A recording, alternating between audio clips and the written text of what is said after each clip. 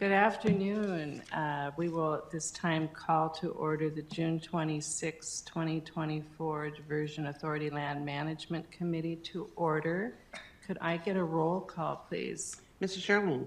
Here. Mr. Stamnus. Here. Ms. Derrick. Here. Mr. Campbell. Mr. Borboom. Here. Mr. Hendrickson. Mr. Olson. Here. Mr. Breitling. Ms. Maggio. Here. Ms. Preston. Mr. Zimmerman. Here. A quorum is present. Wonderful. Welcome, everyone. Thank you for joining us.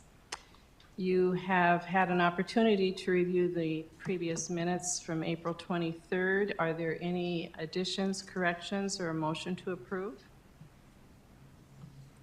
I'll make the motion. Thank you. Is there a second? Second. Moved and seconded. All those in favor say aye. Aye. Opposed, same sign. The motion carries. You have in front of you the order of the agenda. Are there any additions or changes to that or a motion to approve? So moved. Thank you. Is there a second? Second. All those in favor say aye. Aye. Aye. Opposed, same sign. The order of the agenda is approved. Moving right along to item number 4, excess land recommendations. Jody. Yes, so, oh look, I've already failed Peggy. She let me be in charge of the agenda again. So you'll see before you, we're going to go through a couple of recommendations. The last one that pertains to the rail corridor, we're going to have some conversation about direction that the Lands Committee would like to provide to me. So the first couple are a little bit simpler. The first one is OIN 9191Y. You can see that it is 69 acres. Let me scroll down to the map for you real quick. So it's just north of SE3. We did purchase this property back in 2015 for $5,740 per acre. We are recommending the sale of this at $8,500 per acre. Just due to its odd shape. There is some TCE, it's not illustrated on this map, that abuts I-29, so fairly significant amount, about 3.43 acres of that TCE on here. The reason that we're recommending this to go out for sale right now is we're going to have an access issue to this parcel once SE3 goes under construction, which will be sometime next year. Right now, the property owner is able to get to it from a couple of different spots, but once that happens, we won't be able to get them out there. The previous property owner has expressed interest to us in purchasing the property. The price of the property has not been conveyed to him at this point in time, so whether or not he'll continue to be interested after learning that's gone up $3,000 an acre, I cannot guarantee. If he does purchase it, this is his residence right here, kind of in the middle of the parcel.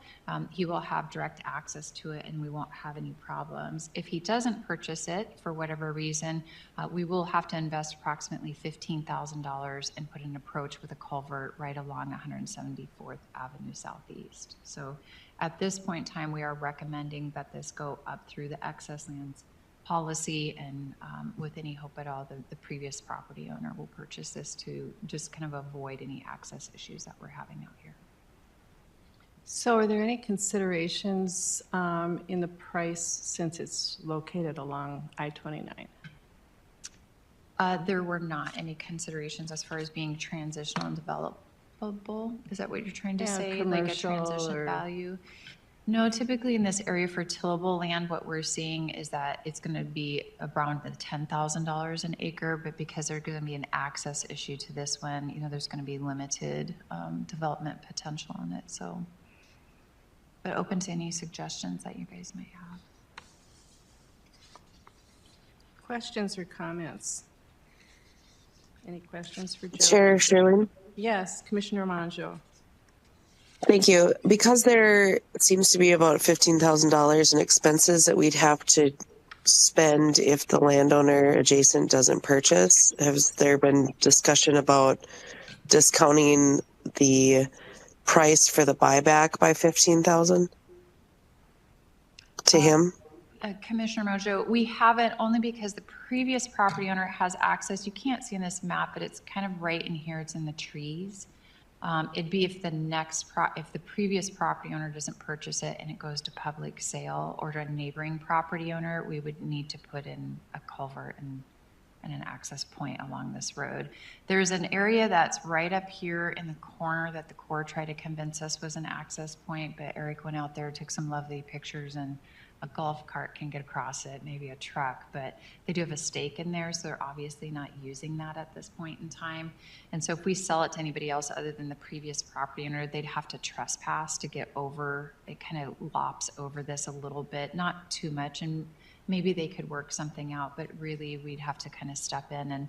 And what we tend to do, Commissioner Mojo, just because, you know, every time we do something, we have to get an extra permit, is we tend to put in the agreement that we would pay for it, and or at the end we could discount the price to the next property owner if it's not the neighboring or the previous property owner of that $15,000. And then we kind of wash our hands of it.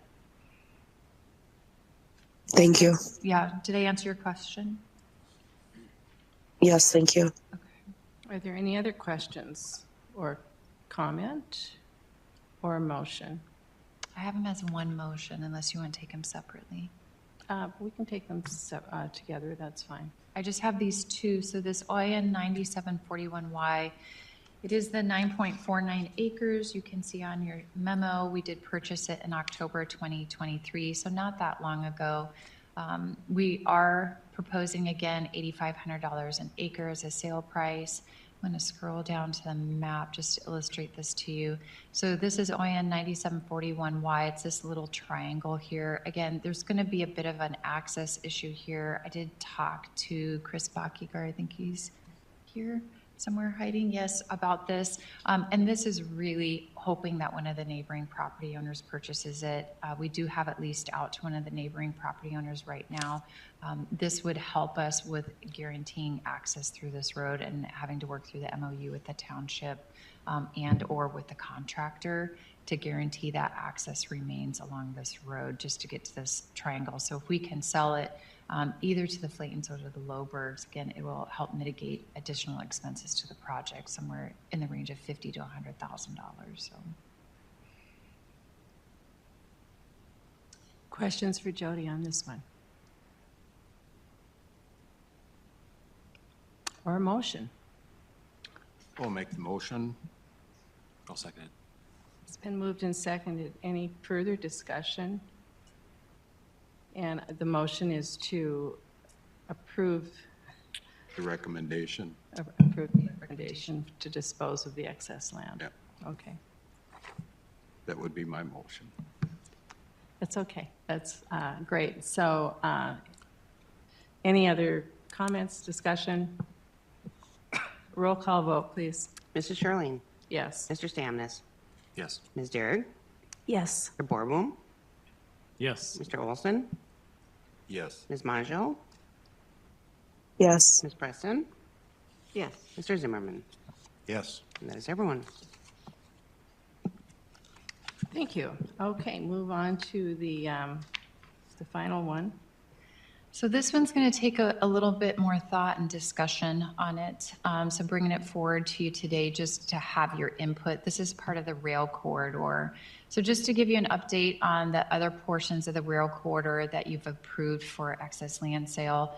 This is OIN 7247. This is the northernmost portion. This is Horace up here. Everybody that is highlighted green has responded that they would like to purchase the portion of that parcel. So all of these we can just assume are sold. We have been in conversations with our legal counsel. It's going to take a little bit of effort for us to kind of get through those closings, so you can anticipate a fairly long closing process, because we're going to have to get updated legal descriptions to align with the property. And I know Eric and I were talking earlier today, there might be some replatting that will occur with the city of Horace. So this is a positive thing. I'm also working with Peggy and Chris. We need to get a contractor out there to remove the ballast. And then Chris and I will be working with the Department of Environmental Quality on any environmental concerns that are along any of these portions of the corridor. So again, just expect a little bit of a process as we go through these, but all these property owners did reach out to us. They've all agreed to purchase it at the 50 cents per square foot. 9248 has not reached out to us yet. They have reached out to us in the past, so we're going to go ahead and do a courtesy call to them, make sure that they're still interested in purchasing this small portion here. And then for the 7249, it's a little tough to see, but again, everything in green, they have said yes, they would like to purchase it. And yellow, they're thinking about it still, or they've said no. So we only have 3. And then additionally, this property owner down here was interested in purchasing it. So what we'll do is we'll go right to the middle of the right of way. So each of the property owners will get that 50 feet because it's a 100-foot rail corridor. So just as a little update of kind of where we're at. It's a laborious process because if you can just imagine, all of these property owners have called or emailed us with many questions. So between myself and Eric, we've been trying to tag team this, answer the questions about the process. So it's good to kind of temper how we're selling the corridor, not selling it all at once, just so that our team can kind of be responsive and appropriate with all the property owners as they come back with questions for us. So, Question. yes, sir. So is it at our expense to do the legal work, the survey work, set the pins? Yeah, so it's a good question.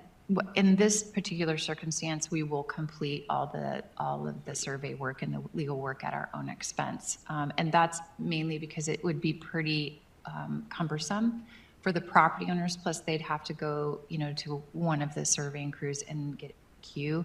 And we employ most of them in town, so it's a little bit more of an expedited process. We've already had this, a surveyor out here, and we already have a legal description for this entire corridor. So as we work the process, we may still just utilize them to go out there and be able to do this. It'll just be a little quicker for them to be able to go down there. And so, again, typically it can take anywhere from 2 to 6 months to close on a property. I would expect this to be closer to that 6-month period. But again, we're going to try to, before we close, get out there and remove all the ballast, so all the rock that was left out on site, because that's a requirement of our agreement with BNSF that all of that ballast gets removed, and with DEQ. And so we'll try to meet all of our obligations, with the exception of the environmental concerns. That's going to take us a little bit longer to work through, but there aren't too many. There's less than we anticipated, primarily because it wasn't a heavily used corridor. So we know what all the environmental We do. concerns are. We do. So what we're going to talk about a little bit today is we're going to talk about this SE 2334B, if I said that right, the 7234B. This 7234A, this is the Horace elevator parcel. So this blue and purple is the elevator parcel. It's not what we're recommending for sale today. We're recommending the yellow and the red. I had this map created so that it's easier for us to kind of look at what is happening out here as far as price differentials through appraisals and estimates. So when we purchased this yellow portion from BNSF, they sold it to us at $2.76 per square foot. And then when we purchased this portion that's in red, that was a little over $6 per square foot. This was based off BNSF's appraisal. Whether you agree with the appraisal or not, you don't really get to disagree with BNSF. So we accepted it for what it was, and this is essentially what we did pay for this area. This area up in here, we know we paid a premium for. We did have this appraised. The entire property, including this A portion, and then out to the street, so that would be all the way over to Main Street, this entire property appraised at a little over $1 million. The area in the blue, per the appraisal, appraised at $8.15 per square foot. So please, there's a huge difference between the $2.76 and the $8.15 per square foot in this area. Some of this is going to have to do with some of the zoning. And so let me scroll down to the map. And if you want to see these, I did print them off. I apologize. They're just over here in the corner. So if you want one in front of you instead of on the screen, because that's easier to see, let us know. We can get those to you. But we do have different zoning that's occurring in here, and Eric might be able to explain it a little bit better than I can. But essentially what it looks like is happening is this is Old Town. If I'm saying that right, Eric, this is Old Town zoning. I might have him come up here because he looked at this for me as far as the zoning has occurred. And this is a government zoning. There's Old Town zoning in here. So when you start layering everything on top of each other, you're kind of throwing spaghetti at a wall to see kind of what the price should be. Probably should be higher than the 50 cents per square foot that we have in the memo. But does that mean that it's going to be, $8 a square foot or $2 a square foot, kind of where do we see it at? So I'll let Eric speak on the zoning, and I'll see if I can't make this a little bigger for you. Yeah, hi. So it appears that the rail corridor itself is zoned as ag, but to the east of the rail corridor is zoned as Old Town, which probably similar to a downtown zoning district. And then south of there, where the trailer court is, it was a compact residential. And then on the west side of the rail corridor, it was a version of a residential zoning area. So there are different setback requirements within each area. Assuming it's not a principal structure, because there's no residential allowed in the rail corridor, the zoning setbacks would be 5 feet on the back lines and 5 feet on the sidelines. So pretty minimal setback requirements, and that applies for all of those zoning classifications. We bring up the zoning because I suspect as we go to sell this, the city of Horace would want to rezone it into one of those neighboring classifications.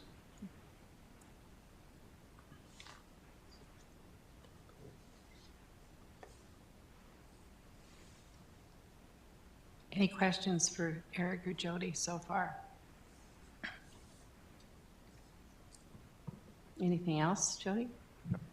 Does it work out to go ahead and, can you approach it to rezone it then sell it, or normally you sell it and they have Can you to rezone? repeat that? I apologize. For the property that is up there on that exhibit, is it better to go ahead and rezone it and then sell it, or you sell it and then rezone it? I suppose we could do either approach. I mean, that's really what we proposed was to put a letter out to all these neighboring property owners, right? First you go to your member entity, then BNSF has said they don't want anything back. So we can essentially skip that step for the rail corridor portion. But then you go to your neighboring property owners at a price that would be approved by this committee, the Cass County Joint, and then the MFDA tomorrow.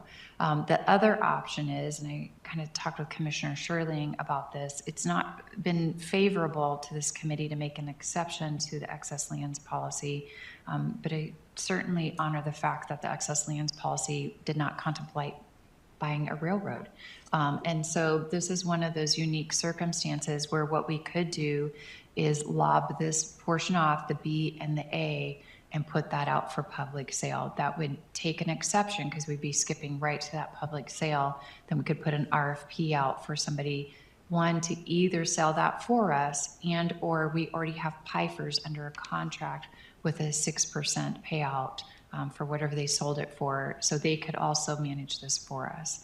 That might be my recommendation at this point, just because again, you're getting into a lot of different zoning, you're getting into a lot of different price differentials on this. The only thing that the deed restriction requires is that no residential is placed on this. And so again, and it's really, there's a lot of different variables that would be up to the city of Horace about rezoning this and getting something different in there. So again, this is the Horace Fire Department. They have expressed interest in purchasing this red portion. They currently are under a lease with us for a couple $100 a year. They just use it for parking. They would like to purchase it. Now, whether they want to purchase it at $8 a square foot, I'm not convinced of that, but maybe they would. I haven't approached them about it. But so these are all kind of options that sit out there, but just due to the complexities and the unique nature that this is a development property, and some of ours is more for rural residential. We have some sitting right off 100th Avenue that is asset land right now that could be developed, but in speaking with Nathan, it's going to be more industrial down there. But this is a unique circumstance that I think that we're looking for this committee to give us guidance on how you'd like us to take the next step. When we developed the excess lands policy, there was a lot of conversations about the intent. And there was a lot of focus on farmland and making sure that the integrity of the land still remained. If it was ag land, it still remained ag land, that it wasn't going to become a sliver of a little hunting spot for somebody from town to go out and potentially disrupt an operation that's already existing. So it made great sense to sell it to whoever was in the neighborhood, if you will. This is a completely different situation. You know, we have spent a tremendous number of amount of money on properties, and now we are holding on to a property that maybe it sounded like we spent a lot from a few years ago, but this is the fastest growing community in North Dakota right now. It's going to be well flood protected. Since we started on this, we've got a high school there, we got elementary school going in there. You know, there's absolutely no reason for the Diversion Authority to basically give this land away to neighbors. It needs to be done very thoughtfully. You know, and as you said, what is it worth? It's worth what somebody's willing to pay for it right now, and we don't know what that number is unless it goes to public sale.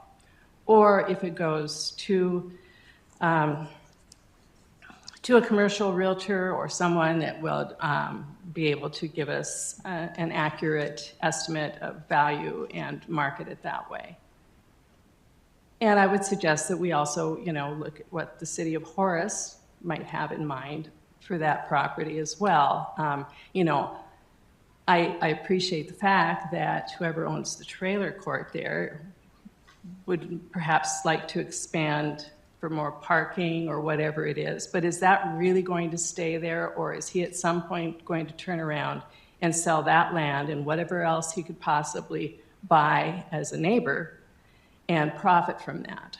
So I just think we really need to be mindful. This is a very, very special situation that I think deserves a lot of care. And auction to me at this point seems like a good way to go. Yes? I just have two quick questions. So the two parcels on the south side of Center Avenue, what's the size of them and what's the width of those two parcels where they touch Center Avenue? Are you talking about the yellow and the Those, red? yes, correct. Those are 200 feet across. They're essentially two corridors. And what's the acreage of them? So you're looking just for the red and the yellow, you're looking at 2.31 acres. So I guess I would echo Commissioner Sherling's comments then that these are valuable parcels that we should try to auction or commercially list for sale. And if I had that fire hall right there, that is not the highest and best use, is not a fire hall. But boy, if I could buy that extra land next to it for a parking lot and then turn around and sell the whole thing and build myself a brand new fire hall someplace else that might be better located, that would be a good option. So no, I just don't think that we need to be funding other people's goals here. So one other time we've made an exception to the excess lands policy, if you recall, it was for organic land farmers. And it was right after I started, so it's been a couple of years now. So what I can do is take this back and draft the exception, and then I can bring the exception back at the next lands committee meeting, and kind of depending on how many whack-a-moles we have to do in the next couple of weeks, it might be next month or it might be August before we get this back. But then the cadence for those of you who are newer on the committee is we would bring it back here with this recommendation. We take it to Cass County Joint, and then ultimately, because this is a policy, the MFDA board will have to approve the policy exception. So it is possible, and it's certainly something that we can do. And then I'll probably work with Nathan a little bit. I know the city has used the RFP process on some parcels in town, and it seemed to have worked well. So I'll just try to mirror kind of what has already been successful for the project. So. And the value of this property is only going up. So it's not a fire sale. you know, I wouldn't mind having my 401K parked on that property right now, so. Just saying. Any other questions or comments on this? I'm just Do looking you at. need a motion? That's what I was looking at, John, real quick. John, do I need a motion to direct me? Yeah, he's saying we do to create, the motion would be a recommendation to create an exception to the excess lands policy for, it would be 7234A and 7234B. Thank you. Is there someone that would like to make that motion? I'll make that motion. Thank you, Brenda. Is there a second? I'll second it. Barlett.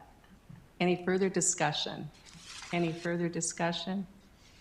All in, roll call on this one, please. Mrs. Shirley, Yes. Mr. Stamnes, Ms. Derrick, Yes. Mr. Borboom, Yes. Mr. Olson, Yes. Ms. Majo, Yes. Ms. Preston, Yes. Mr. Zimmerman. Yes. And that is everyone. Thank you. On to item number 6, the rent loan guidance. Jody, again. Again, I'm not quite as fast as Peggy on the fly here. Let me get down to the next item. So the RIMP loan guidance is coming before you today because we do have a property owner who has approached us in being able to utilize the RIMP loan in a manner in which we have not exercised it before. So understand that the RIMP loan was approved by the board, the MFDA board, and the finance committee approves the financing for the RIMP loan. So we've gone back twice and asked for additional funding. If you read through here, you can see we have several million left. We do still feel that that's adequate to meet the current needs that we're aware of for meeting the RIMP loan. It is outlined in the PRAM, if you've ever gone through that lovely document. It's also in section 25 of our settlement agreement. So I gave you just a snapshot of the guidance here. I do have the full RIMP loan here, the guidance document, if you'd like for me to pull it up, but it's approximately 27 pages long. So it's not a fun, light read, I can guarantee you that much. But we do want to talk to you today a little bit about I don't even want to call it a variance, maybe just a different usage that's been proposed to the Cass County Joint Board for approval. And we did have a discussion at the last Cass County Joint Board meeting. They would like the guidance from this committee to ensure that how they have been proposed to use the RIMP loan is still within the spirit of the RIMP loan. So we do have a property owner. My understanding is the property owners, 2 property owners, that they have both retired, but previously were active farmers.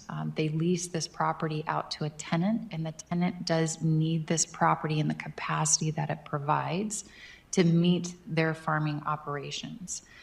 We are displacing both the property owners, both the tenant and this property owner. The tenant has almost rebuilt. They're almost completely moved off their current site and moved onto their new site. This property owner is proposing that they receive a RIMP loan.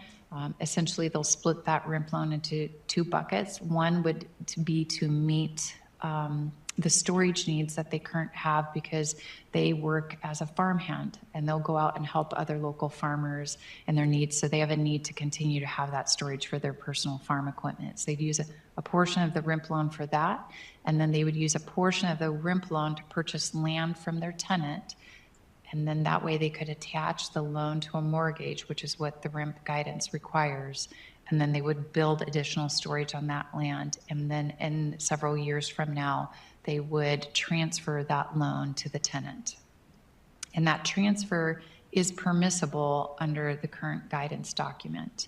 I think some of the concerns that were expressed was that this wasn't necessarily intended for the tenant, it was intended for the original farm operator. And so by splitting it and continuing with it and having part of it go to the original property owner and part of it going to the tenant, is this still the spirit of the RIMP loan? Is this still permissible under what your understanding of the RIMP loan was? Again, I'm staring at Eric to see if I missed anything. It's a little bit of a complicated scenario. I know that, you know, our chairman of Cass County Joint is here. He's part of those conversations. He can add. And then we do have 2 other members of the Cass County Joint Board meeting here with us to answer questions or express concerns. Just for the record, we did post this meeting as a Cass County Joint Board meeting in anticipation that we would have a quorum of that board present here. So when I read through the policy,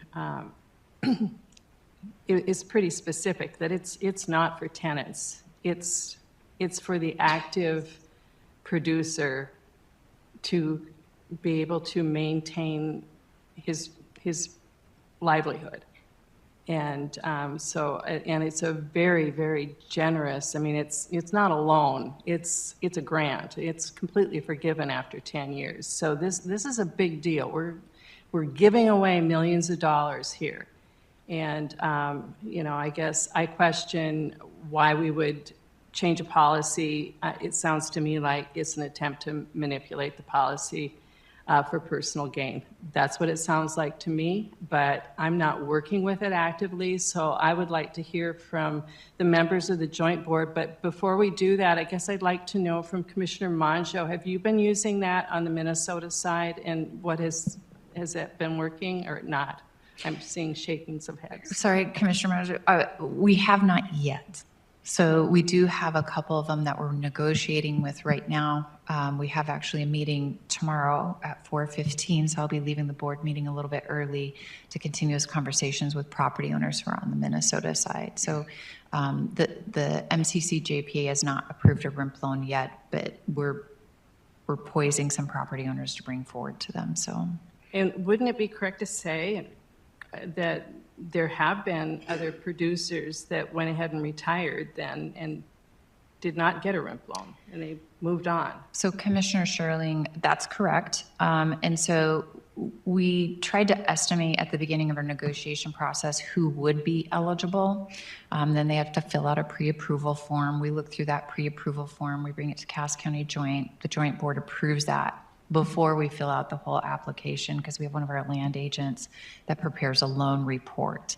And that's fairly laborious. That takes us 3 to 4 months to complete that. We typically require that the property owner get bids. We go out to the vendors and get particular bids. We just don't want to go through that process if the board's going to say this isn't eligible. So what would happen is they would come forward, they say, we know we're eligible.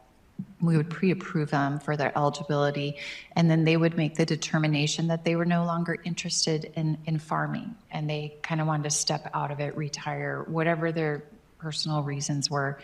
And if, let's make this up, let's say they were eligible for $1 million. In their settlement, then we would take a consideration of a portion of that RIMP loan as a cash payout, because we knew our liability was going to be $1 million. We would kind of back into that and say, okay, we'll give you a percentage of that $1 million as a cash payout, because that reduces our overall liability as a project and the payout. Because under all circumstances, they could have built another farmstead, held on to it for a certain number of years, and then sold that farmstead and transferred that loan. And so to kind of mitigate paying out unnecessarily, we did negotiate with them on that piece of it. So there are probably half a dozen at most. I can think of 4 off the top of my head, but there could be a couple others I'm not thinking of right now that were eligible and did not take the RIMP loan because they were retiring. Any other questions for Jody at this point? Otherwise, I'd ask Manager Olson if you would like to speak to this issue, and then I'll have Manager Steen visit about it as well. Certainly, the joint board had a concern because this was outside of the box. And we weren't going to make that decision, decided to pass that on to the land committee and have a discussion here to see what the appetite was to, tweak the rules to make this work.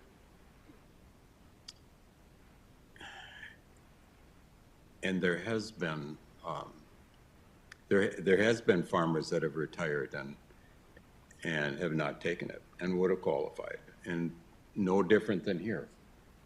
And certainly if you go back and they had this option, they might have taken it and taken the RIMP transferred it or sold those rights to the operator of their land and taken the cash out of that. So certainly to do it now, I think the joint board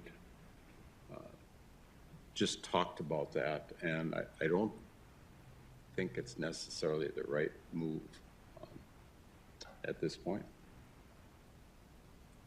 Okay, Manager Steen. Thank you, Commissioner Sherling. So just kind of a little history. This came to the joint board one time, a couple of months ago, and March. the joint board sent it back. So this isn't right. The deal that was proposed, and same parties involved. I think 2 months later, a month later, I don't know the exact time frame. Similar deal came back repackaged. You know, I use that term because that's what it is. It's the packaging of the buyout. And a number of us on the joint board felt uncomfortable with a couple of things. One, does this fit? Commissioner Sherling pointed out the questions. Manager Olson talked about some of the questions we had as well. And so I was on a different wavelength, perhaps, than the rest of my managers on the joint board. I'm looking at the finances of this thing. And anything that we're doing with regard to committing authority funds, spending authority funds as taxpayer funds. That's the way I look at it. We've got to get the deals done, obviously. And I'm going to try to not identify directly what we're talking about here, but small, relatively small acreage. We are paying very fair value. This is in zone 1, correct? Very fair value for the removal of the properties. We had that discussion. In addition, we're looking at a easement, flowage easement on this property at, and I'll just be very clear, the highest I've ever seen on a per acre basis on this property, and this RIMP loan, and the details somewhat discussed here. So I got to sit back, I took a step back and say, what are we spending to get the flowage easement on this piece of property? I understand we're buying the buildings, and we've had, again, fair discussion. Everyone feels that the amount we're paying for the buildings themselves is a fair value. So then I sat back and said, what do people think? I say people, you people, us, what a fair value for a flowage easement would be on this property. And I'm going to ask Jody, what do we typically pay for flowage easement on a piece of property? Good, let's say it's excellent property in the valley, good farmland. What do we normally pay Well, per acre? on this one, No, not this one. On property like this, so we generally pay for a flowage easement. currently, we're going to be paying 3,000 to 4,000 an acre. 3,000 to 4,000 per acre for a flowage easement. Currently. Right. Because what you're going to, just for the rest of you who aren't as kind of in the weeds, Rick and I've had quite a few conversations about this, is you take the current value unencumbered, so without the flowage easement on it, and then you have to subtract kind of what it could sell at market value. So typically what you're seeing is current value around 10,000 an acre, and then they could sell it with it encumbered at 7,000. So we have to pay that differential. And there's a lot of variables that come into play with this, but just at the highest level, that's why you get that 3,000 number, because we have to pay them for the loss of the development rights, and then we need to pay them for how we're storing the water on their land, so the depth and the duration, and so that number shifts parcel by parcel. So, but overall, you're seeing that. So, Thank you. and that's for farmland. I should also put it out there, that would be for tillable land. Yep. So we've got land that actually contains buildings, and I'm not sure how much of the acreage is tillable, what percentage, but it's a significant portion has building operations on. Yeah, most of this, there's not quite as much of this is tillable because it's a farmstead site. And so it's, they're using most of the 20 acres that we're discussing as a farmstead site versus being tillable acres, so. And I feel like I'm dragging the lands group into the weeds here, but I am, so that's on purpose. Anyway, so we've got this deal. And the other piece, we're not required to offer RIMP. It's an option for us to get the deal done. So it's not a requirement for any deal we do. So, and I'm going to throw some numbers out there, rounded examples, I'll say that way. Based upon the information provided to the joint board, we were paying in the area of $20,000 an acre for easement. That's the numbers that you've provided to us. If I can share that with you if you'd like. Yeah, I hesitate only because we're in the middle of settlement negotiations. Yes, I understand. I asked hesitate, yeah. Sean if we could talk about this, and he said in generalities, yes. Okay. I cleared it with our attorney on this one. In addition to that, there is the RIMP loan. I don't want to get into details of that, but when you take the RIMP loan, which is for reestablishment of some property, I think outside actually of the flow easement area, right? Outside of the mitigation zone? It would be definitively outside of Zone 1. We do have one property owner who had property in another flowage easement zone. They just had to build it up. And so we provided them with some site improvements, and so they can build that farmstead up. And so it's not in Zone 1. I think it's in Zone 3. 3, I think, yeah. 3, I think.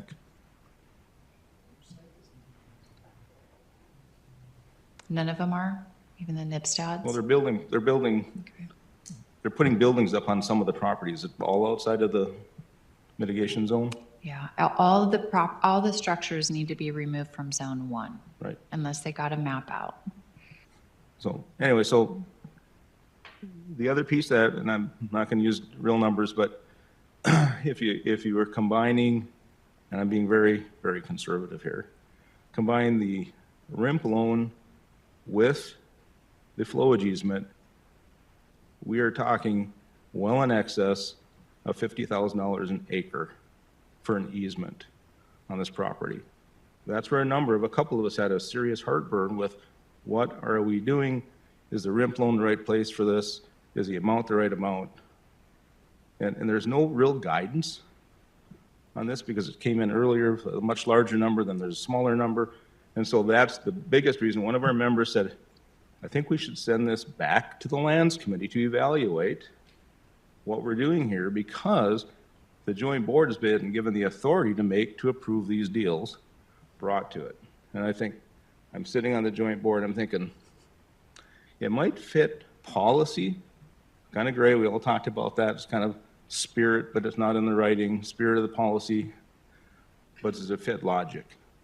You know, are we doing the right thing for the taxpayers in this case? That's why I'm here. So thank you for allowing me to You're speak. welcome. I appreciate you being here and getting into the weeds a little bit with us because I think it's important for us to know how our policies are working out in the rural areas.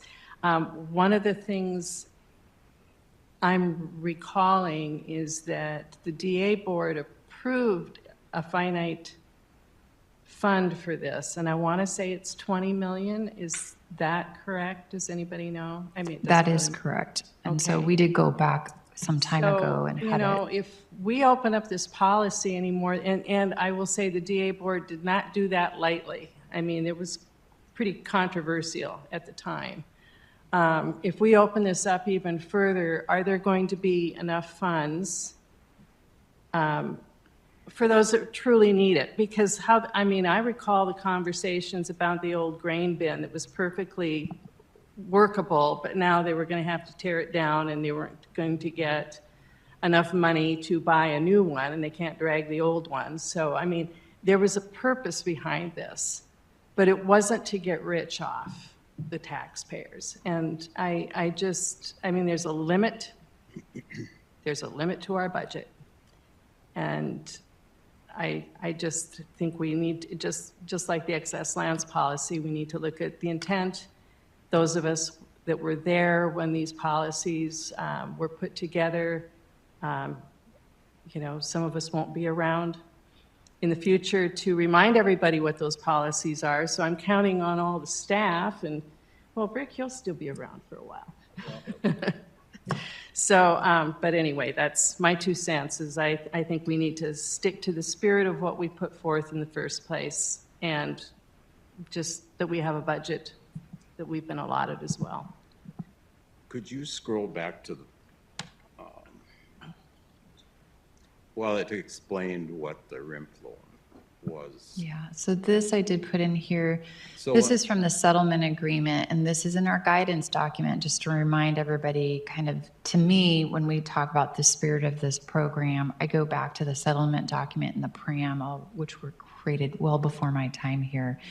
I wasn't here when a lot of things started, but I was here when the guidance document, the second version of the guidance document, was created. When I first started, there was one that had already been drafted, and we went through and continued to refine this. So there was a statement, and I don't see it.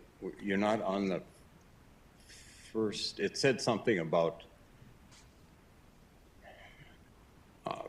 successors. Yeah, or- it's there. Or assigned, okay, and. It's down further, assigns right in there. And assigns. the recipient, heirs, successors, or assigns Right, do not stay in or operation. Or assigns. Now, tell me what that means. Mary, you were, Well, I of think, that? you know, What- what we do, Well, and so is Eric. Eric. and John, I think everybody's pointing fingers behind us, right? Nobody wants to come Well, up, but yeah, I do have a recollection of what that might mean. well, and we do have a couple of,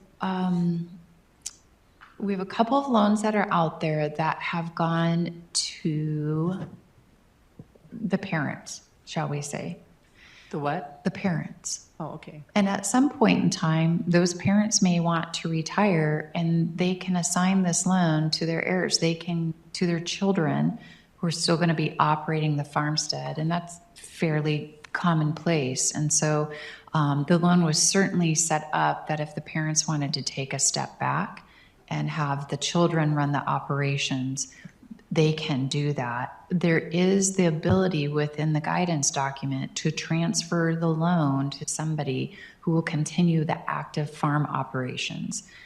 To me, the intention was that we would, there's a couple of reasons, and I got 2 people up the queue over here who can kick me if I'm saying anything wrong, was, you know, the Uniform Relocation Act was created decades ago.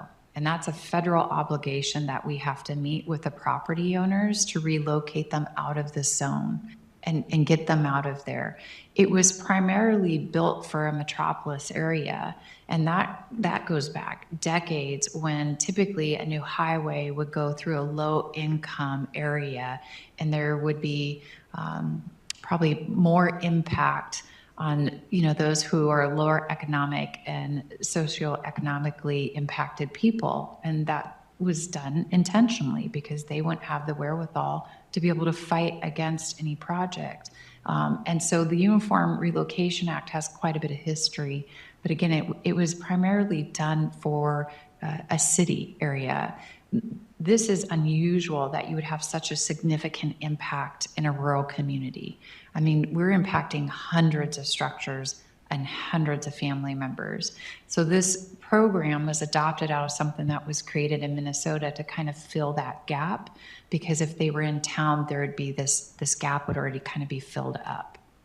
So this was modeled after something else that has already been out there, and it was to help the farmers, right? I mean, sure, your grain bin's 50 years old, and sure, it's depreciated in value completely, right? It's not worth that much, but it still works, right? You don't need to spend $50,000 or $100,000 to build a new grain bin. But when we come in and we do our appraisals and we offer you amount for your structure, we're offering you the depreciated value.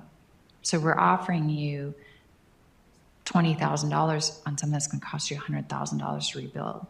So that's what this RIMP loan was created for, because we don't pay replacement costs new, we pay the market value of what it is at today. And this RIMP loan is to bridge that gap for all of our producers out there who need it, because let's just say what it is, they don't want to move, they don't want to relocate, this project is forcing them to relocate. So the RIMP loan was created to help us get them relocated somewhere else. So we go, like I said, through this laborious process where we get all these quotes in place. And we say, well, you can store this many bushels today. We'll pay to replace that many bushels in the future. If you want more than that, you're on your own.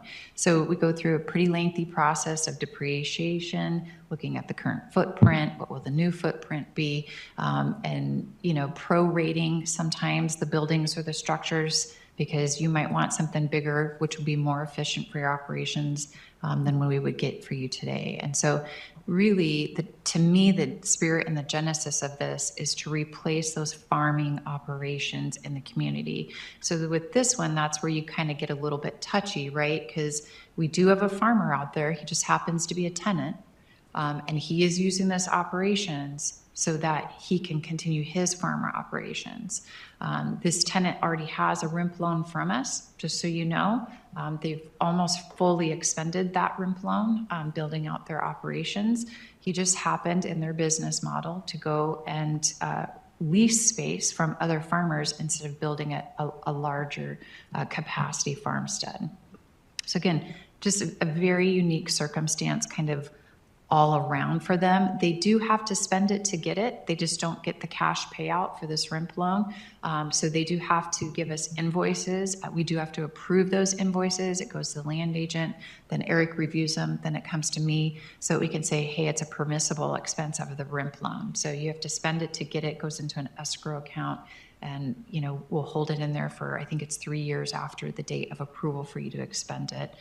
Any unspent funds then at that time come back to the MFDA. So what we count as, and the other one you saw, we had 7.7 million left. Those are unobligated funds. Doesn't mean we've actually spent all that, but those are unobligated funds, because we have to assume everybody's going to spend whatever we've kind of granted them in the loan process. So I'll hand it over to Mr. Shockley or Mr. Dodds if they have anything to add.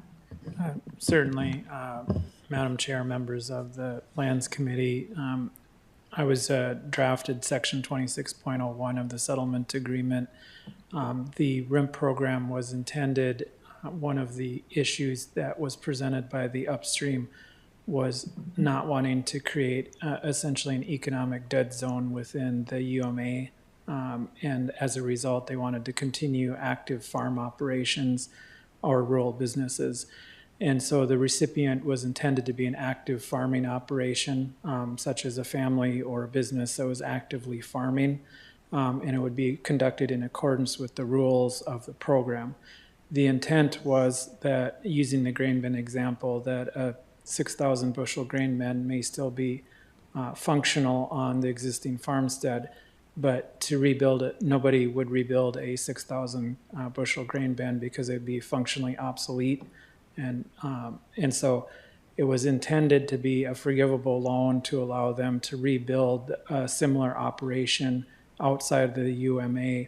The reason that the word recipients, heirs, successors, and assigns is included is that the program has a tail to it, meaning that if they cease operations, they're required to repay the loan unless it's been fully forgiven.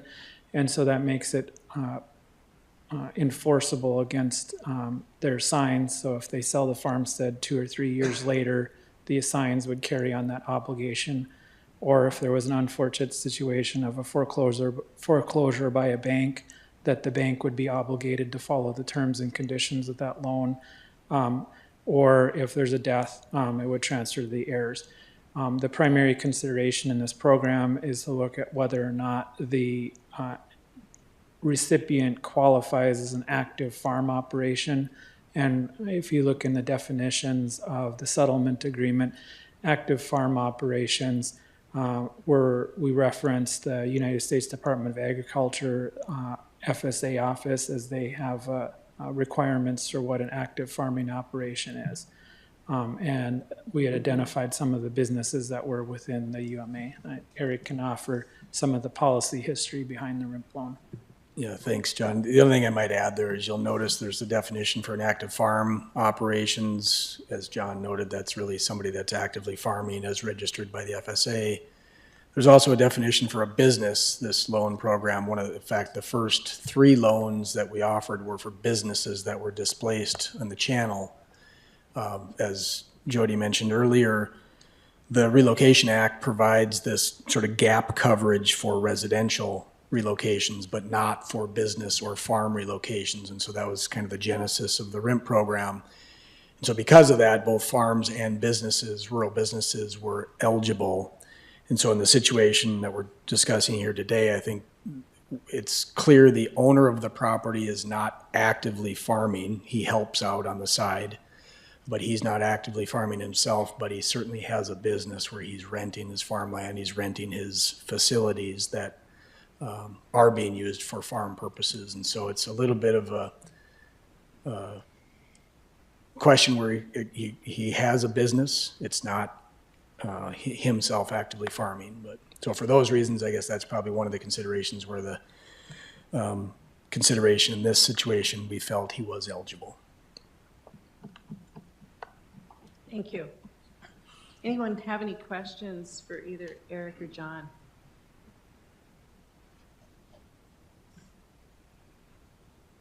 Any discussion?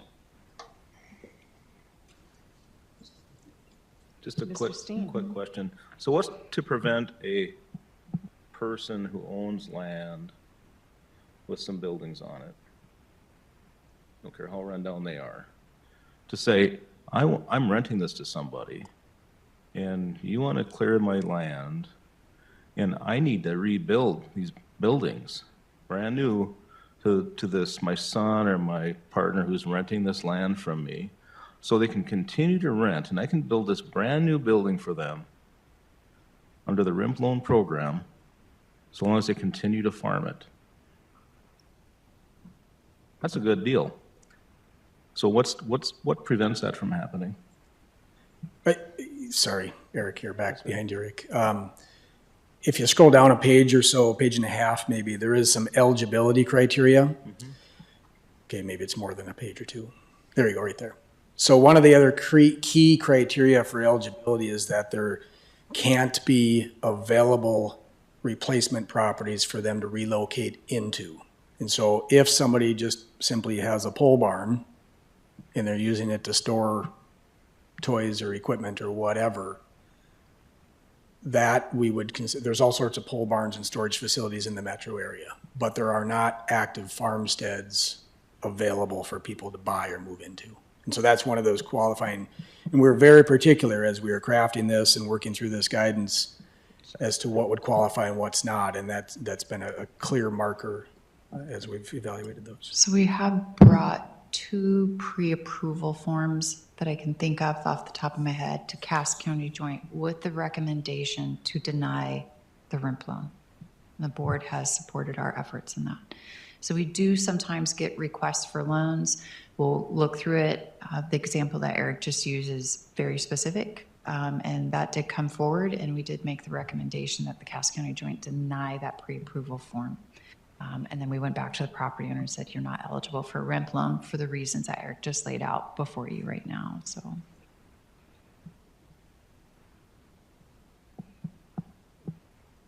So what stops anybody from, it sounds to me like in this case, they're just trying to expand their operation, project expense. In this situation, the tenant has demonstrated, and you know, we've got some evidence that he has been renting the space on the owner's land. And so there is evidence that he has been using those facilities as part of his farm operation. But the DA has no obligation to tenants. We do not. I mean, it's great to write out checks to folks, but that's not our obligation. Our obligation is to landowners. That's my opinion, but thank you. Any other questions for any of the staff here? Or any discussion? If I could seek clarification. Pardon me? If I could seek Please. clarification from the committee. No, just the Oh, direction yes. what the committee would be providing us to take back to the Cass County Joint Board and to the property owner regarding the appetite for the current proposal, which is to receive a RIMP loan and to utilize that RIMP loan to build storage buildings in one area so that they can store their farm equipment, and then to use a portion of the RIMP loan to buy land and build storage on the tenant's property with the intention to transfer the loan to the tenant in future years. So that's the current proposal that is on the table, and just kind of looking for a summary from the Lands Committee on, whether or not you feel that's still within the spirit of the project or it's not within the spirit of the project, so that we can just take that back and continue discussions with the property owner. And so how is transferring the loan to a tenant even within these guidelines? Well, I mean, it's not necessarily to the tenant. I mean, there's the provision that you could transfer this to someone else because it's a 10-year agreement. So I'll pick on Roger. Let's say Roger here got a loan and something happened to his health, and he decided in 5 years he could no longer actively farm, but he wanted to sell his farm operations to someone else. He could do that, and then he would transfer that loan Right. with the sale of the farm But operations. he'd be selling it. Yes. He wouldn't be keeping the land and the RIMP loan, which is, let's quit calling it a loan, the grant, and then rent out his property. Say that again. I'm tracking you. He'd still be renting out his property. Or he can sell it. We can transfer the loan. Right, if he sold it. But that's not what's happening here. What would be happening here is the property owner would be purchasing land from the tenant. So think of a big parcel and think of a postage stamp in the middle of that. And he would purchase that postage stamp. He would build, let's say he's going to build grain bins out there. He would build those grain bins out there. He would hold on to it, rent it back to the tenant because he owns that land now. And in a couple of years, the intention is he would then sell that land and the grain bins to the tenant, and the loan would be transferred at that time. In my opinion, that is not in keeping with the spirit of what we're trying to do for landowners. I feel like I'm being manipulated. That's how it feels to me. I mean, we've been very, very generous in trying to keep people whole. And if somebody's sitting up at night thinking of ways they can manipulate the system by way of the taxpayers, I find that highly annoying, because every time I sit in on a joint board meeting, wow, just wow. To Manager Steen's comment, it's a real eye-opener. So, and that doesn't even touch the settlement that Richland County is,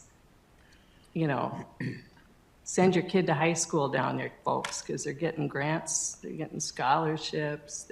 I mean, it's all at taxpayer costs. So my feeling is no, but I would love to hear what the rest of the board thinks, and I need a motion to some effect. Well, I'd like to make a comment. Sure. This RIMP, the RIMP program was set up a while ago, quite a few years ago, and it's been going along, and active farmers have taken advantage of it, or not. I don't mean they've taken advantage, but they've Which they used should. it. They've used it in appropriate manner, and I do take exception to Rick's comments on the cost now. I mean, there's nothing we can do about the cost now. If somebody qualifies for this RIMP loan, yeah, it's a lot more expense. And if you're going to put it on the size of the farmstead and the buildings that are there, and then you pile on the RIMP, but that's what we did when we made the policy, when we set this up. So we can't now sit here and say, well, it's too expensive. I'm not talking about this specific situation. But as I look at the wording, and I know that we talked about a renter when we put this together, that if the farmer retired, what would happen? And if you look at the wording, it says survivors or successors, heirs, Or assigns. or assigns. Now, what could you put in, what word would you put in there instead? Assigns. Would that be others? Would that be an active farmer? So, you know, I'm sitting here with mixed emotions, but when I read that document, it seems like what their request fits. Because they're being upfront about what they want to do, that's where our heartburn is, because we know what they're going to do. If the farmer came and he was retired and he told the same story, but he didn't say anything about his renter taking the assignment of the loan, of the RIMF loan, 5 years down the road, we probably would look at this differently. But because we know what the purpose is and what the outcome is going to be, I think that's where our heartburn is. At least that's what I'm reading. And I understand the cost. Yeah, but again, we went through that when we set this program up, and there's been additions, dollar additions made to, I think 3 different times, maybe even 4 times. It's ballooned up to 20 million from 5 initially. Yeah, it's costly, but I think it was set up to, like Jody said, and like Eric said, to replace items that you couldn't move, and it wouldn't make any sense to build 6,000 bushel bins, but it makes a lot of sense to build one 30,000 bushel bin. And the cost of that, and they both serve the same, used for the same reason, but you know, it just didn't make any sense to build 6. So anyway, yeah, I have mixed emotions about this. I understand the cost, and I understand the purpose, and I understand the purpose of our document of the RIMF loan. I understand that. And I think the big, and Rick has said, you know, the big heartburn for the Cass County Joint Board was, you know, this seems like it's outside the box. And is it using the system? I don't know. Maybe we got to look at that, and maybe we have to have legal. John, maybe you can help us here. What is that? What is heirs and successors and assigns? What does that assigns mean? Help me through this. Certainly. The word assigns means that you look primarily at who the first recipient is. It's either a business or a farming operation. So that's your first question. An assign would be somebody that, we'll use a farming operation as the first example. A farmer is actively farming. He or she qualifies for that, and 2 years later sells it to a younger farmer because they want to retire. The point of the program is that the assigner would take on the responsibility for the loan forgiveness, and also to continue in business for 10 years. Because if they don't complete that requirement, they're required to pay it back. There are also potential tax implications associated with the loan. And so the assignee is from the original farmer to the person that's continuing the active operation. With respect to the business, it's the same thing. Does the original business meet the conditions of the policy? And then if the business in a year or two sells to another person, or the bank takes it over, or some situation like that, it's the assigner is the entity that's assigned the loan.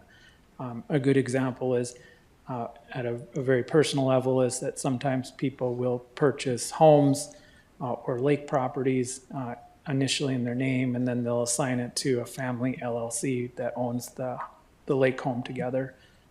The LLC that owns the lake home is the assignee. So hopefully that helps to explain it. So it's not really a reason to use the RIMF loan, it's a reason, or what would happen if, to the assignment of the loan, if the farmer quits farming, Right. and where that would go. Right. Assignee is a if you legal default. term for the subsequent legal owner of the property or the subsequent obligated party to a contract. Another good example, use West Fargo as an example, a construction company bought out another construction company and they want to take over the existing contracts of the first construction company. The second construction company is the assignee of all of those contractual obligations. It's a legal term essentially meaning the second person that's assigned all the rights and obligations under the contractual documents. So what I'm hearing is that, you know, the REMP loan has worked. Yeah. And we have some guardrails here, and we're trying to interpret what those guardrails are going to do for us. And perhaps we need John to go back and tighten those up a little bit to give you better future guidance and guidance with this as well, so that we do stick to the spirit of it. Just a thought, I mean, because otherwise we're going to circle back here a year from now with another problem. I just wonder if that policy needs to reflect or maybe go into detail a little bit more about what the intention of this board is. Really, you would tell us, and we would write it. I mean, at the end of the day, it's a guidance document, right, that we created, kind of went through the labyrinth of people to get it to where it's at. There are a lot of reviews that went into this. And the guidance, the premise of the guidance document was built off of this, what was in the settlement agreement and what was approved by the permitting agencies in the PRAM, right? And so this is what we have to go off of. Other than that, you know, we came up with these, we'll call them guardrails about what is permissible. I'll pick on Eric. If Eric and I take a step back, I mean, what this property owner is asking for is permissible under the guidance document. Because at the end of the day, as Manager Olson pointed out, let's say we have 24 RIMP loans that eventually get approved. There is no way for us to predict what's going to happen in every producer's life, not over the course of 10 years, but we're approving them over the course of 5 or 6 years. So now you're looking at a program that's going to, say, last 15 to 20 years. We cannot predict what's going to happen in everybody's lives and their ability to continue to actively farm or actively manage that business, which is why this has been allowed to be transferred to somebody else. So it's still, we're still going to leave the money in active farming. And so that's my understanding of this program. Are the funds that are being requested so active farming can still be happening within our community? Or are the intention of the funds to be used for something else? And that's where what we didn't want to do is approve a RIMP loan for $1 million. They say, thank you so much, I'll take my $1 million to Arizona. The intention was to leave that here and to some extent leave that tax base here, right? I mean, you want an active farmer here, you want that tax base to be here. I can say in this particular circumstance, the producer has accepted the appraised value of the flowage easement and the appraised value of the structures. They are also eligible for approximately $500,000 more in RIMP loan than they are going to settle for because they recognize they don't need it. So they're eligible for one amount. They're like, don't even write up the offer for me for that. I don't need it to reproduce what I need to produce. So I don't feel like in this particular circumstance, they're trying to squeeze blood out of a turnip and get more money from us. Not to say that doesn't ever happen in my job, but not in this circumstance. To me, the uniqueness of the circumstance is a couple-fold. What we typically don't see is them taking a portion of the loan and building over here, and a portion of the loan and building over here. That's actually unusual as well. Typically, when you build out a farmstead, you're building it out on one postage stamp in a parcel. So that is one very unique nature of this. And so, you know, that is something to perhaps consider as well. We probably think Mr. Barthel suggested this to me, is we actually issue 2 RIMP loans. So if one is essentially assigned or sold off, that we can still track the other one. That would encumber the storage buildings for the farm equipment, which would be separate than this, or maybe not. Maybe they both would need to be assigned. We have approved 2 separate loans in the past for different producers, because just of how their LLCs worked on their farmsteads now, it's an interesting error structure sometimes with these producers and how they'll be passing things along. So kind of working with legal to make sure there's always a mortgage to attach this loan to. So again, if you think that the spirit of the program or the guardrails of the guidance document should be different than what they've been set before you now, we would need direction on what you want us to do, because we've just used the settlement agreement and the PRAM to draft these with the understanding of, you know, attorneys who have more familiarity in property law and real estate than I do. So that's why we have, if you scroll through the entire guidance document, you'll see the escrow agreements and you'll see all these documents that have to be signed on. So Commissioner Steen. Thank you. Manager Steen. A couple of last comments from me. You talk about the spirit of this RIMP loan, and I know earlier, somewhere in this document, you talk about the original RIMP guidance contemplated, states 2 places where the displaced landlords must make reasonable efforts to accommodate displaced business tenants to be eligible for RIMP. You also state that the final guidance does not include that language. Some say, well, that's an oversight. Some say maybe it was intentional. Can't tell you what it is, but it was identified at one point and then deleted at another point. Could have been a reason for that. I don't know what that is. The spirit, I understand exactly what Roger's saying. I think there's a reason for this. And I wish I could go into more detail of the specifics, because I can make a much better point, but I'll leave it at where I'm at. And Roger, you talked about cost. No, cost is a major factor for this program, because you've had to go back to the board 2 or 3 times to get an adjustment to the amount allocated. There's so much, 20 million was total for the program, you know, and so if you got it, you better spend it, right? That's government work at its finest. We got to spend this money because we have 20 million to spend. I disagree with that, because this isn't our money to spend. I go back to the taxpayers. Are we making the right deal for the authority and the right deal for the taxpayers? It's a great deal for the landowner. There's no question. Is it the right deal for the people who are paying for this? That's my last piece. yeah, so just so you know, we have approved 13 loans for 12 qualifying businesses. That's because we split it out for one of them. We have obligated the 12.3. We have 7.7 remaining. Our estimate is that we have 5 million in qualifying RIMP loan sitting out there. That would include this particular property owner within that 5 million. So my understanding, again, before my time, so somebody can correct me if I was wrong, the first 5 million were there as a test if the program would work and if the property owners would want it. And then they went back and asked for some additional funding. I try to capture all that history up here. And then there was a concern about a year ago that we're going to get pretty tight on these RIMP loans. And they have been very helpful to settle cases. Instead of going to the courts and an argument happening in the courts about replacement cost new, these actually have been, I would say, very successful. We call them a tool in our toolbox to be able to settle up some of the settlement negotiations in eminent domain cases. So at this time, I don't anticipate, and with Commissioner Sherling, I would agree, I'd probably be beaten pretty heavily if I asked for additional funding. So it's probably not going to happen. So we are thoughtful. We have communicated with the property owners and the producers This is a first come, first serve.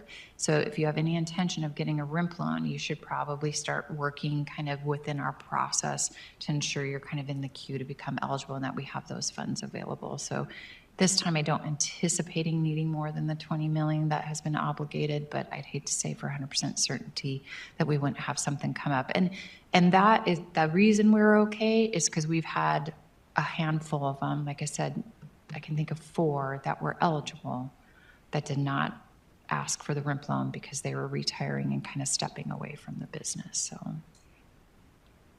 And if the funds run out and you don't have this as a tool in the toolbox anymore, it'll just be called something else.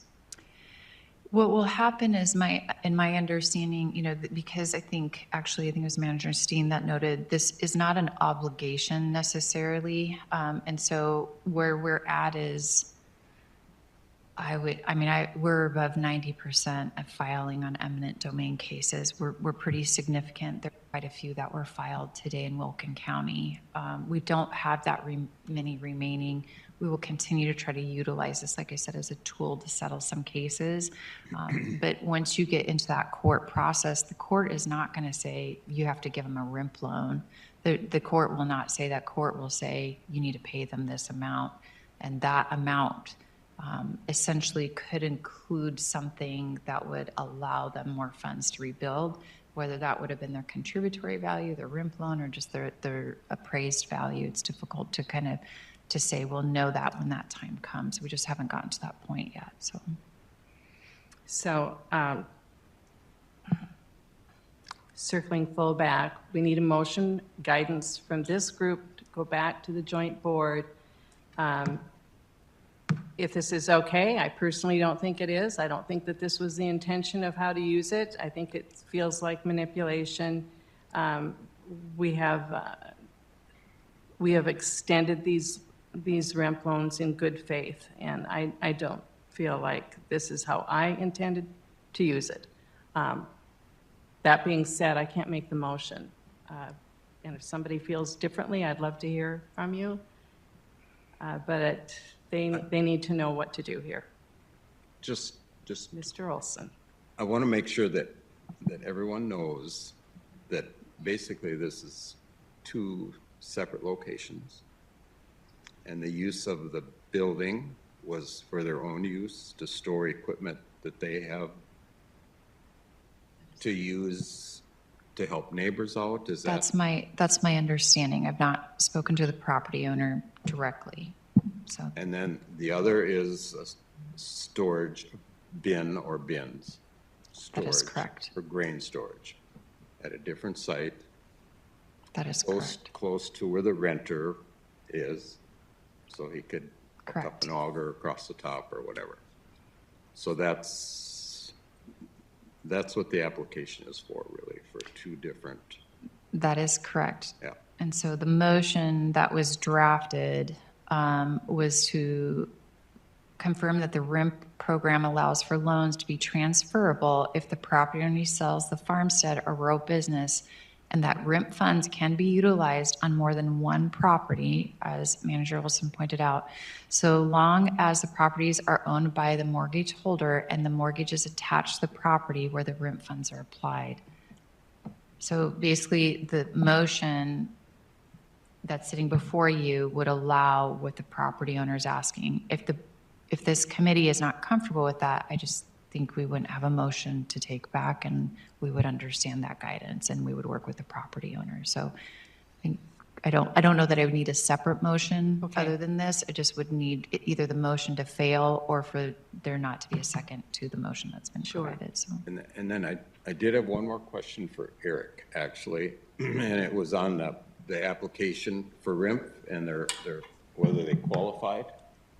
And I think under a farmer, you had to be recognized at the FSA office as a farmer. Do we know that for sure that they aren't? And sometimes sharecropping, you were considered, a farmer, so. So Commissioner Olson, Manager Olson, my understanding is the owner has retired from farming, but whether or not he's still recognized by FSA, I'm not specifically sure about that. I tried to do a little bit of research on that and wasn't real successful, so. That's all I have. Okay, Keith, did you have anything you wanted to add? At this time, I always wondered about the tenant owner, if there was any formal type of agreements that would distinguish them other than just a farmer, renter, owner, or is there a business also relationship? And I don't have the answers. Is there a motion? Brenda? So since I'm new to this committee, if I'm hearing correctly, I just want to confirm, is all of the review by everyone is that this request follows the policy? The question becomes one, was that really the intent of what was looking at when it was originally written? That's correct. So, and just to be clear, because John's back there, it's a guidance document. Okay. And the differing factor in that is a policy must be approved by the MFDA board, like the excess lands policy we discussed. So any modification or change to that would go up to the MFDA board for final stamp of approval. This is a guidance document, and so we can take your guidance and we can go back and redraft this document. It's kind of a living document in a sense. So, so little bit of a difference in that you know the policy has not been approved by the board, and you're correct. The question is, was this the intention? Does this fall in line with the spirit and intent of the program to utilize it this way? Nathan? So to my opinion here, it seems like the question really isn't whether it can be assigned or not. To me, it's whether it's really, is it a business or not? It's clear it's not a farm operation, meaning, you know, like Rogers farm operation, right? But is it a business? That's the question that we need to ask ourselves is this a business or not? And if it's a business, it should be eligible for this program.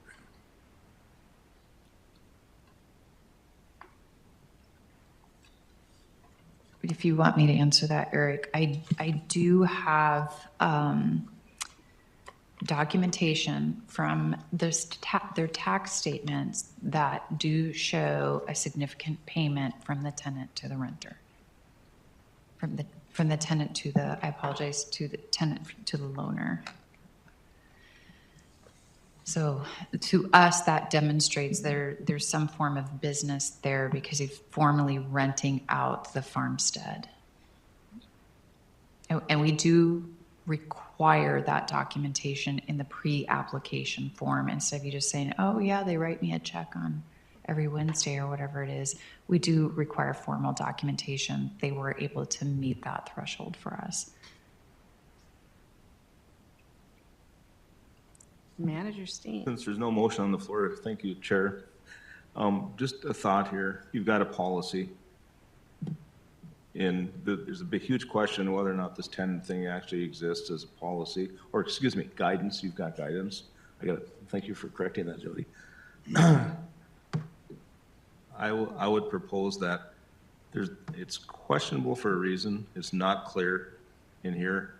This proposed motion, you will spend the 20 million in no time. Guaranteed. For the interpretation of this plan, I can transfer this loan and the land to, what does it say? And basically anybody, so long as they farm. And again, I don't think the intent was, I think Mary said this earlier, to make the business owner or the farmer whole, not to make them rich.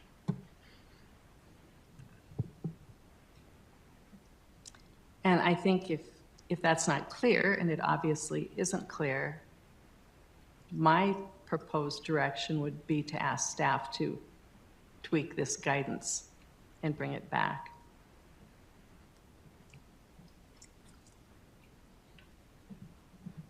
Mr. Zimmerman. I thought I followed this at one point. Not What's sure I that? do. Not sure I follow it anymore. But the one question in my mind is I'm unclear about the relationship between the owner and the tenant and how that trickles down later and the potential financial implications of that. I think Commissioner Steen, Manager Steen, sorry, might have referenced this earlier, but tenant was in an earlier version of this and removed. And my guess is we've had this conversation before. And if there's any way to revive some of that conversation, I'd be interested in what that was. So if there's some research we could do, maybe. I looked. I couldn't find it. It's a fair question, Manager Zinnerman. And I actually asked some of my peers if they could remember.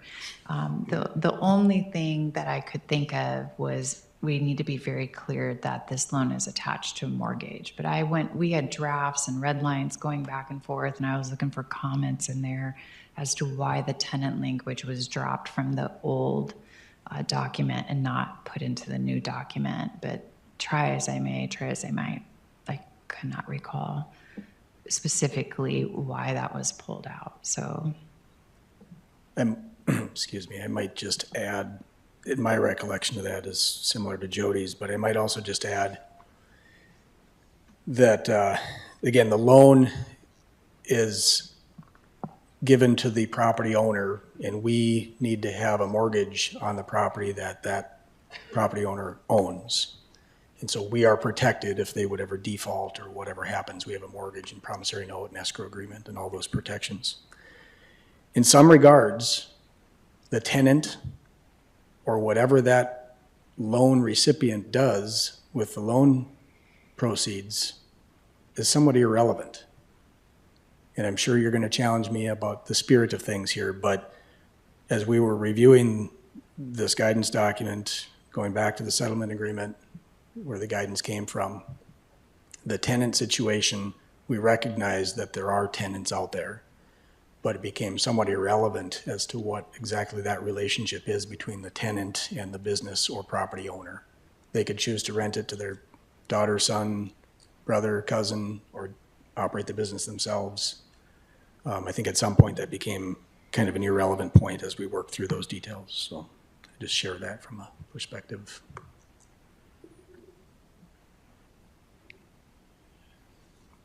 Roger. You know, that's my memory too. The successor didn't necessarily have to be, as long as the loan was attached. The successor to the operation did not have to be a relative in order for this to continue. I mean, it wasn't 5 years down the road and the operation changed. The original owner of the RIMF loan retired. What happens on the next day? The whole operation is needed by who's ever running that operation to continue to operate the original owner of the loan. So all of those assets then are actually part of the farm that the farmer is renting out and necessary to continue. Well, but I don't think that this situation fits into that policy. Not from a farmer, but we've also done 3 RIMF loans for businesses. And if you're going to look at the whole RIMF document, guidance document, maybe not here, but over here that would fit. And then and there is evidence of significant rental income from this property. And it is significant. I've seen that. It isn't just, hey, we just paid the utility bills $100 a month. It was a very significant amount. So it does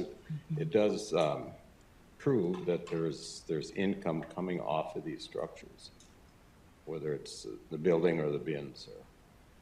And if that wasn't there, hey, I agree 100%. There's no business here.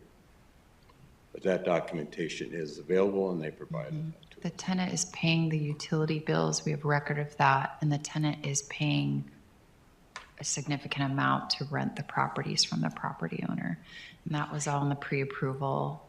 And again, it's not spit in a handshake, it is a fair amount that's being paid on an annual basis, so Here's a 1099 too. that's correct.